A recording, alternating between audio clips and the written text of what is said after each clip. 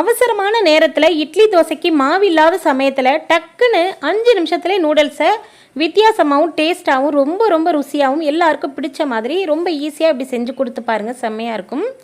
இப்போது கடாயில் 2 table spoon அளவுக்கு வந்து எண்ணெய் ஊற்றிக்கோங்க. எண்ணெய் நல்லா சூடானதுக்கப்புறம் இதில் வந்து பொடியாக நறுக்குன்னு 2 வெங்காயம் சேர்த்துருக்கேன். பெரிய வெங்காயம் 2 வெங்காயம் 2 தக்காளி பழம் சேர்த்துட்டு நல்லா வதக்கி விட்டுக்கலாம். இது போல் நல்லா கிண்டி நல்லா மசியை வதக்கி விடுங்க.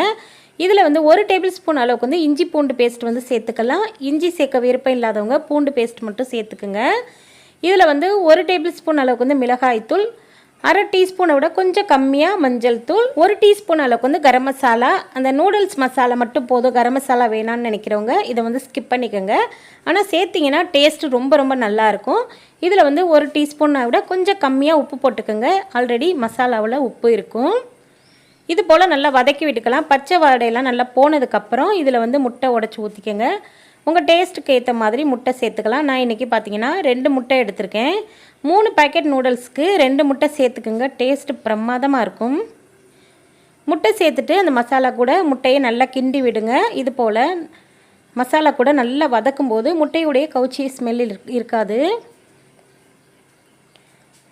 இது போல் நல்லா கிண்டி விட்டு முட்டையுடைய கவுச்சி ஸ்மெல் போனதுக்கப்புறம் இதில் வந்து தண்ணி சேர்த்துக்கலாம். 3 பேக்கெட் எடுத்திங்கன்னா 2 டம்ளர் அளவுக்கு வந்து தண்ணி சேர்த்துக்கோங்க. கரெக்டான ஒரு கிரேவி கன்சிஸ்டன்சியில் இருக்கும்.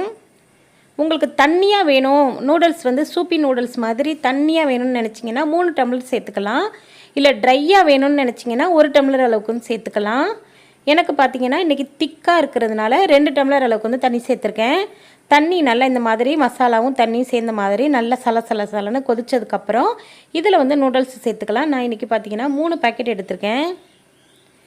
நூடுல்ஸை வந்து சேர்த்துட்டு நல்லா இதில் வேக விடுங்க. நூடுல்ஸை வந்து முழுமையாக வேக வைக்க வேண்டாம், அதுக்கப்புறம் ரப்பர் மாதிரி ஆயிரும்.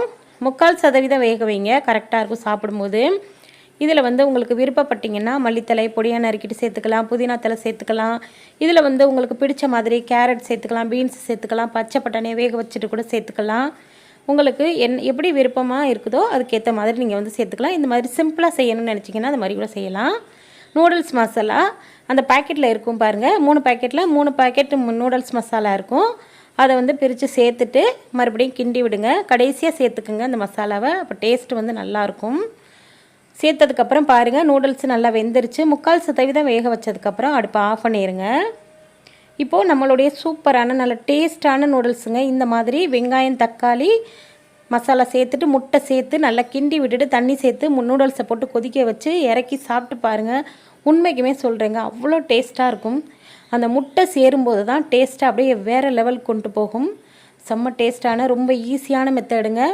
இட்லி தோசைக்கு மாவு இல்லாத சமயத்தில் டக்குன்னு இந்த நூடுல்ஸை செஞ்சு சாப்பிட்டு பாருங்கள், செம்மையாக இருக்கும். கண்டிப்பாக நீங்களும் செஞ்சு சாப்பிட்டு பார்த்துட்டு எப்படி இருக்குன்னு சொல்லுங்கள். தேங்க்யூ.